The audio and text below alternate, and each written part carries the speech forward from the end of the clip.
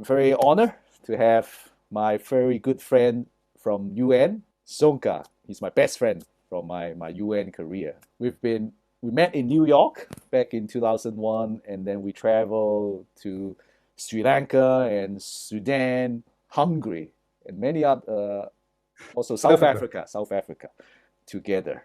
And I'm so happy to have Soenke here. Maybe you can share with us a little bit of your UN background. Thank you so much, Alex, for the invitation. Always a pleasure to catch up with you, and very excited about this series because I'm very much into this topic. But first, about my UN background. Yes, I work for the UN since the year 2000, so already 22 years, very long time, and at various places, as you pointed out. So I started off in Gaza, Palestine, and then I moved to New York. And as you pointed out, this is when I met you, and we really started our friendship over many years. So I had a good time in New York, followed by Sri Lanka, Pakistan, Sudan, London, Libya. I hope, what else? Nepal briefly, Pakistan again, or other way around. Then Bangladesh, Maldives, and now I'm based in New Delhi, India. So many places. I hope I didn't forget one. But so yeah, for now I'm in India and enjoying it very much. That's good. That's very impressive. You have traveled all over the world. I wonder which place have you actually has the worst sleep or the best sleep? In which time zone you actually sleep the best? Hard to answer. I think really at all these places I slept quite well. I mean, I can later elaborate. I usually don't have a problem sleeping unless I'm sick or I'm jet lagged. So I can't tell these. Unless it was really noisy or whatever, I really slept well in those places. That's good to hear. Maybe you can share a tip how you fight off jet lag, since that's a constant problem you have. Right, and yeah, no, that's hard, because obviously ideal would be to prevent jet lag in the first place. A little bit would be to if you were able to sleep on a plane well, but this is something, and I guess applies to many people. I'm not good at all to sleep on planes, at least not in economy class. maybe a little bit better in business class, but I don't have this luxury too often. So yeah, this is hard for me to sleep on planes. So during night flights, after night flights, I usually have not slept. So and then if I change the time zone, I'm jet. And I think this also applies to many people. There's for me at least a difference whether I travel from west to east or from east to west. And west to east is harder, while east to west is easier, I believe. And as for a tip, I mean, I really try, and I guess this is not a big secret, try to get into the rhythm of that destination time zone as quickly as possible. So I would, whenever then nighttime approaches at that place where I have arrived, I would try to go to bed, even if according to my original time zone, that it would be during the day.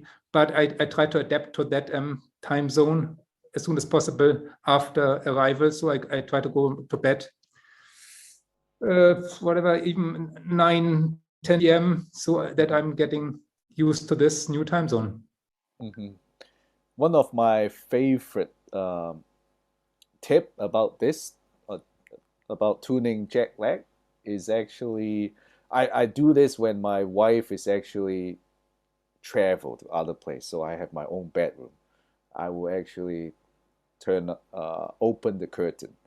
I'll let the sun to wakes me up. So this is actually a very good tip on resetting your jet lag or tuning your jet lag when you are travel to different places. To let the sun to wake you up, basically reset your biological clock, your circadian rhythm. So that's something you could try next time if you haven't. Yeah, that's a good one. Except for the for that. If you travel to areas where there's, There's no sun. long winter, and or like in the northern hemisphere, or yeah, rather north or also deep south, where like in winter the sun goes up really late. So that that or never. So that's But apart from this, if you're kind of in other parts of the world, I like this, and I also prefer to be woken up by the sun than by an alarm clock. That's for sure. Yeah. So we move on to talking about your diet. I know you actually are very much into wellness, anti-aging, and then your exercise routine, and you even have a napping routine. Can you tell us what's your diet and routine? Coming back to the diet, so this has really changed. I think when we met in New York in those days, I had an awful diet. It was super unhealthy. There were basically two big changes. One was 2012 when I became vegetarian, and the other one was around 2014-15 when I dramatically reduced sugar intake. And this also caused quite a weight loss, both changes. So when I became a vegetarian, I lost like 5 kg quite quickly. And similarly, when I reduced sugar, I lost another 5 kg. And regarding vegetarian versus vegan, yes, I'm strictly vegetarian and almost vegan. I have reduced dairy products and eggs quite a bit, like replacing also milk with oat milk or almond milk, which is now really readily available, and which was not the case some years back. So I'm working on the vegan part, but vegetarian, it's ongoing for 10 years. And so I'm really happy about those two changes. Yeah.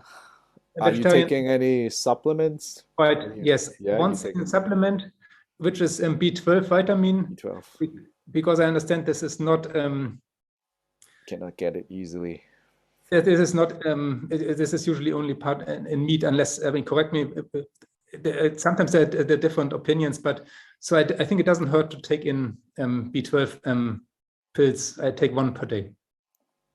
Yeah, that's good. Or anything else? Yeah, right, napping.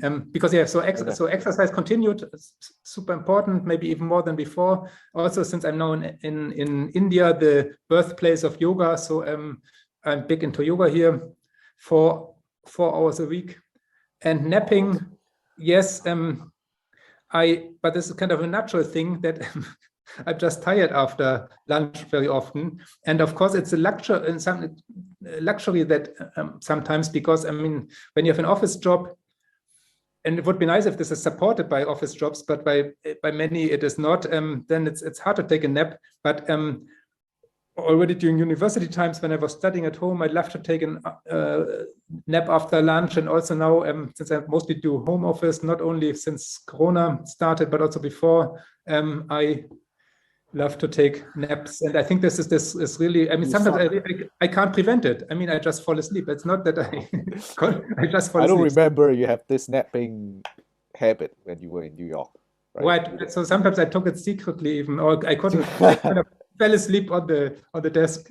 Yeah. So, but yeah. I secretly took naps in the toilet when I was in New York, and I had a party. This is the first time that you are sharing this. Yeah, it's the first time admitting this in public. But that was not very convenient, I guess. Not very comfortable. Yeah, not very comfortable, but it was the hangover or the party late night out. The hard life. It was a necessity. But yeah, because of our circadian rhythm, at 2 p.m. normally around 2 p.m. for most people, for most chronotypes, our cortisol, our awake hormone level drop to that level that we feel tired, so we would like to take a nap. So for your exercise, do you still run in the morning, or what time do you do your? It keeps changing, morning or evening. Also here in India, now is the short winter period, but then it really gets very hot. So it has to be morning or evening. In between is kind of really too hot. But perhaps in in the other parts in the world were the same. Yeah, really, but I do both. Sometimes evening, morning or evening. This keeps changing, whatever I feel like, or what my schedule looks like. What time in the evening? Because because it gets dark by 7, so I have to do it. I have to start by latest by 6. Yeah, 1:50 o'clock. Yeah. Okay, that's still good, because it's advisable to do your exercise 3 hours before you go to bed. Yeah. And so how's your progress research on anti-aging? You add on this meaningful purpose pillar, or because Soenke, I remember he was very much into anti-aging singularity for a while. He's always inspired me to look forward, look into future. So I wonder, how's your anti-aging project going on?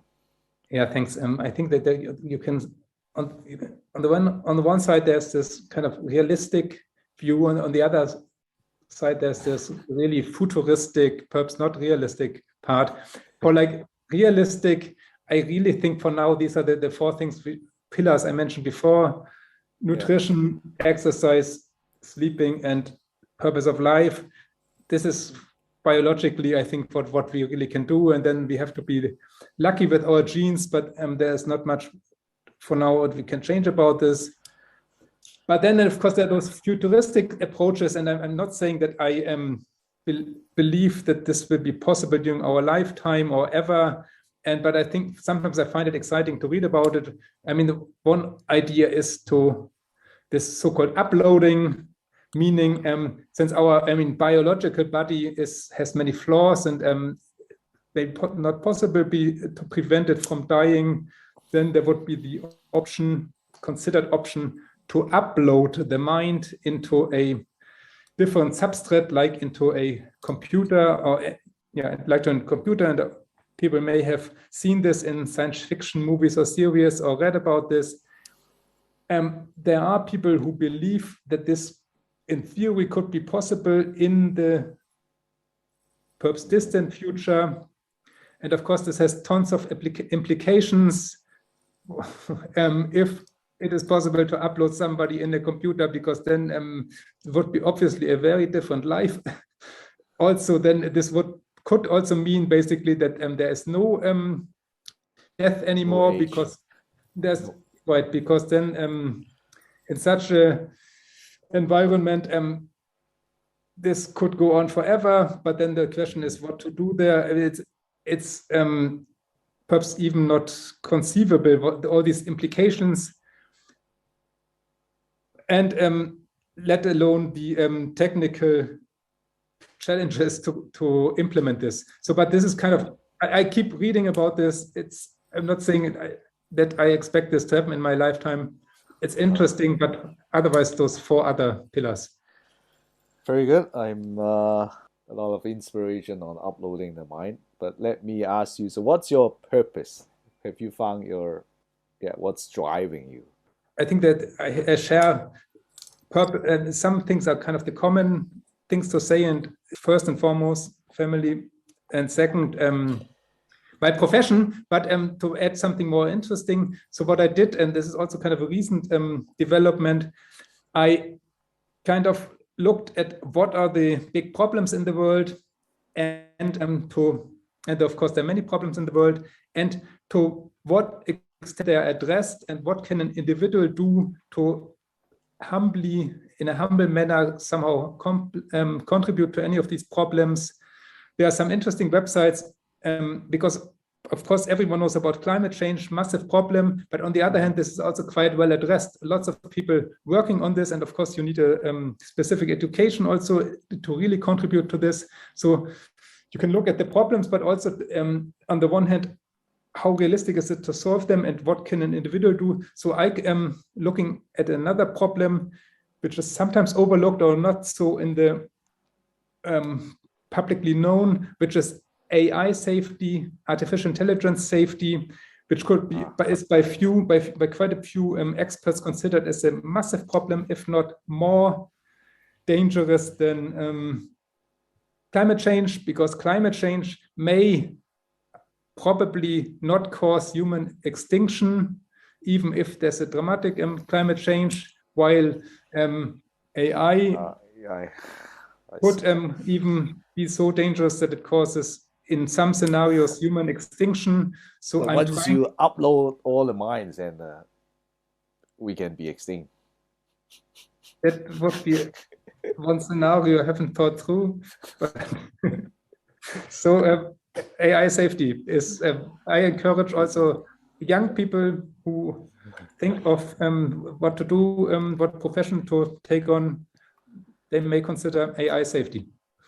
That's cool. AI safety. Actually, when you mentioned family, I was looking, where's your cat? Is that part of your family? Yes, one of my family members. Now I'm waking her up, which is not very polite. But this is Tama, who is reluctant because I woke her up, but she doesn't even want to look in the camera. Ah, hello. But here she is. What's her name again? Tama. Hama. This is Japanese. Hello, Hama. Tama, T-A-M-A. Oh, Tama. Hello. Last time she was jumping around, and I think you was trying to save her from. Yeah, right. She was. Sometimes she does. It was funny. Okay, cool. So let's talk more about sleep. Yes. So do you have a sleep ritual that you follow or you do every day? Yes, but maybe this I should already, while answering this question, talk about my problem. Yeah, ritual is basically I'm trying to kind of the usual advice, at least nowadays, to go to bed at the same time, roughly, get enough sleep, dark room, less noise, not much, ideally not much noise, etc. But the issue is, I have discovered that I'm suffering from sleep apnea, which came as a surprise because, so the thing is, I am not, as I understand, the ideal or the usual candidate for sleep apnea, because often people who are suffering from, do we have to explain this, what it is? Yeah, but before you go into that, I will actually encourage you to sign up for this 7-day sleep ritual campaign that we just launched these few weeks. It's an online journey, online experience to help people to figure out whether they have any bad habits right now, or they could actually pick up any suggestion from our 7-day. Every day, once you sign up, you get an email with a tip and a task. We pick several tips from our experience with in operating sleep. For example, day one, we actually share with you the #1 song in our sleep capsule hotel, where a lot of people actually pick this song because it can calm us down. So everyone has their own sleep ritual, and this campaign actually helps you maybe personalize the one you like, and can help improve your sleep quality. So I'll suggest you to sign this up. I'll share the link with you later. And let's go back to your sleep apnea problem. Yeah. Or suspicious apnea. All right. So sleep apnea, thank you. No, this ritual thing sounds good. I'll have a look. Sleep apnea means that to stop breathing at night involuntarily, which is ideally not dangerous, but could become dangerous. So it's not a good thing. So it should be treated. There's certain groups which are at a higher risk, people with an unhealthy lifestyle, as I understand, who are obese, etc. So I'm not part of this group. But I had this suspicion for many years already, because when I stop breathing at night, this also is linked to a noise I'm making, kind of a snoring noise, but in a way different. So I remember the earliest memory I have when I was traveling in Ireland when I was like 20 years old and stayed in a youth hostel, really cheap, so in a dormitory with plenty of other people. And in the middle of the night, a complete stranger woke me up because he thought I was suffocating. And he thought he would save my life, but in fact, and then I didn't care much for it, so I just continued to sleep. But then I still remember this because probably already at that time I had this sleep apnea, obviously. So this is my first evidence. And then every time I continued, I mean, every time ever since when I slept with other people in the same room, and especially now with my wife, she hears this all the time, these noises. So it's not only annoying for her, but also a health problem probably. So what I did, I went to a sleep lab here in New Delhi, India, but there should be also sleep labs in many other countries, and this is really interesting in many ways. So because they measure everything about your sleep. It's kind of then, I mean, not a natural situation because you have all these sensors all over your body. So it's there's kind of a dilemma because on the one hand they have to measure it, on the other hand it's not the way you really sleep with all these sensors. But in any case, they found out that I have they confirmed this sleep apnea, and really a dramatic one. So because you can measure it, and in my case the number is 42, meaning on average 42 times per hour, 42 times per hour I stopped breathing in that night in the sleep lab. You are the which first is a very one high number. actually higher than my number. Yes, I think if we talk about it. Yeah, my number was 30 something. Yeah. You're the first. I think last time we chat, you haven't done this test yet, right? Or you have already?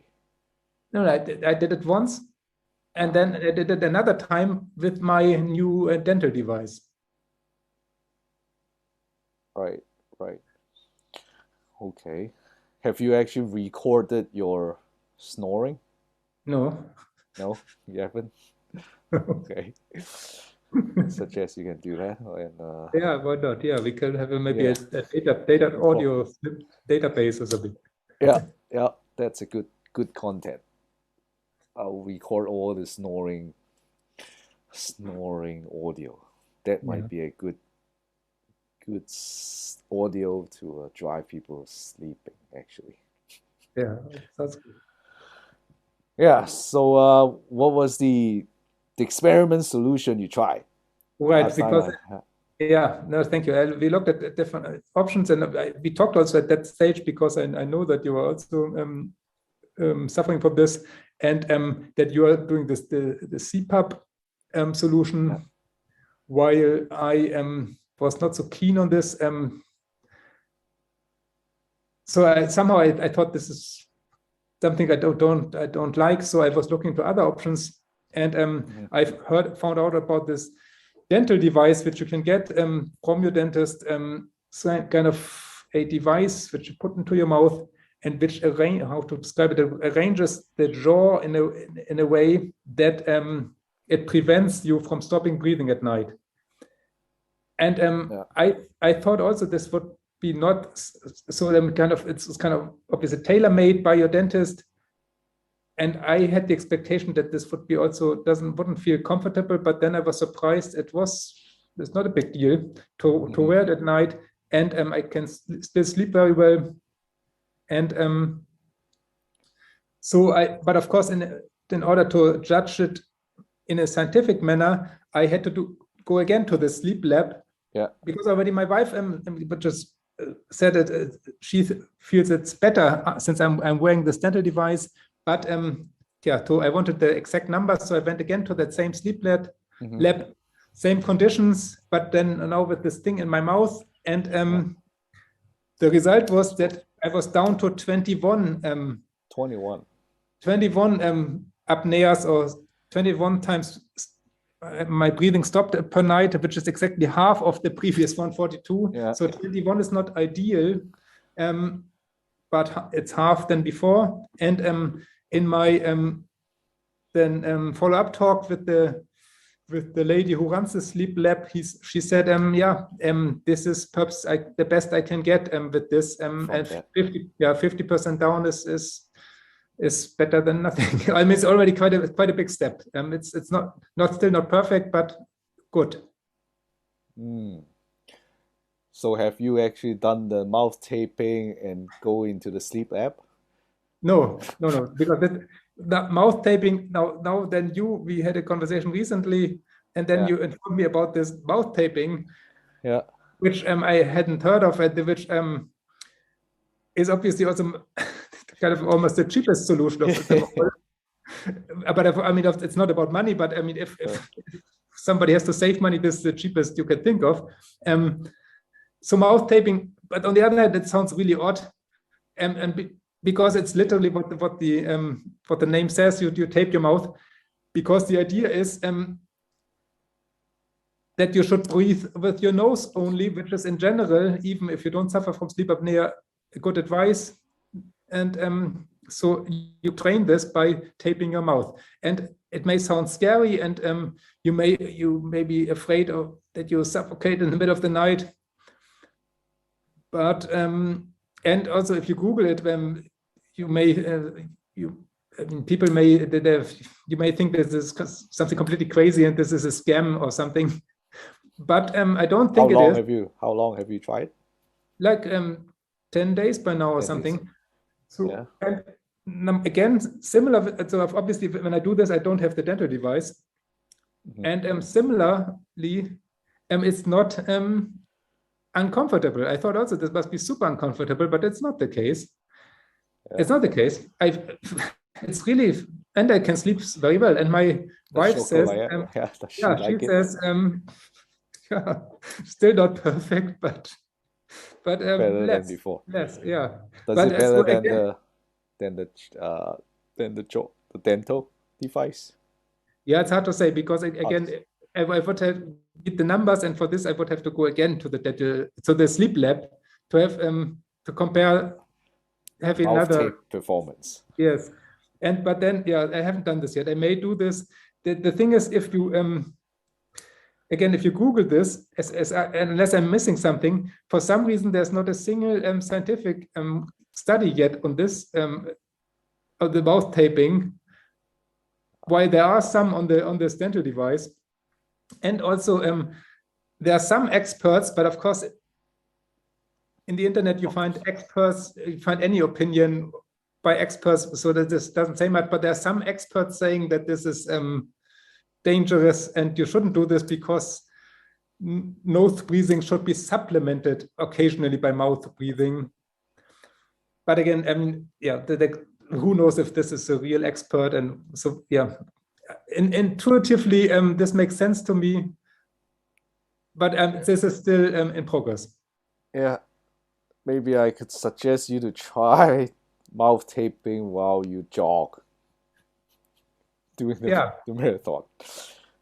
Force you to. That's my coach, actually, or that's what he does. Actually, these days he's the one who introduced me mouth taping. Actually, I haven't tried myself because I'm using the CPAP. The CPAP actually forced me to have my mouth shut, so all the air goes through my nose. I've been meaning to try the mouth taping, but I'd love to hear your feedback first. But mouth taping, you can also do it during the day. Supposedly. So and he does it really during hard exercise. Yeah, you can do it through exercise. And he actually said these days, since we are wearing masks anyway, that's kind of like talking. I have been jogging with the mask, and it makes a difference, but still, of course, you can breathe through the mouth. Yes. Yeah, that will.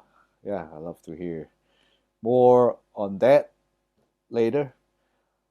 We are about time. Maybe you can share one sleep tip, and then promise me something that you would like to improve in your sleep. Share one tip to our audience. In terms of tip, I guess this is not a big secret, and people may have heard this before, but I really, when I lie down in bed, I really try to relax, and it's not maybe not easy for everyone, but not really thinking about problems which are ongoing in life, or what issues you are going to have the next day, and difficulties in the job, but really try to think of nice things and relax and postpone all the issues for the next day, but don't think about it when you try to fall asleep. That's a good tip. But how do you can just stop thinking about the bad things and think about? I think maybe I'm in this one I'm quite good. Yeah, I think I managed. But I know for other people it may not be so easy. But yeah, it's not even, unless there are really major things going on in my life. Usually I'm good at this. Yeah. If there's major thing going on in your life, do you meditate, or do you have any trick you do? Meditation I've not done, and since I'm in India, this would be another thing to start here, because it's a big. But yeah, maybe I have not done it. That's something you could try. In terms of improvement, yes, I will look at your 7 days ritual. This sounds interesting. And otherwise, this not related to sleep, but that mouth taping during the day. Yeah. Because it's then again related to sleep, because it's all about to train yourself to breathe through your nose, and then which you would then continue ideally also overnight. And this would be a solution to many issues. Very good, very good. Yep, I'm very happy to talk to you today, Soenke. Likewise. Yeah, I hope the audience like what we share. 大家好，如果你哋中意我哋呢啲分享我哋嘅 content 咧，麻煩你可以 like 我哋嘅 channel，follow 我哋個 channel。咁我 Alex 會喺我哋嘅 Sleep Talking 嘅頻道同大家分享多啲唔同嘅瞓覺嘅 tips，希望可以幫到大家瞓得好啲。Okay, Soenke, maybe I'll talk to you another time. It was a pleasure. Thank you so much, Alex. Good night. Sleep well. Good night. Sleep well in India. Yeah, thank you. Bye-bye. Okay, bye-bye.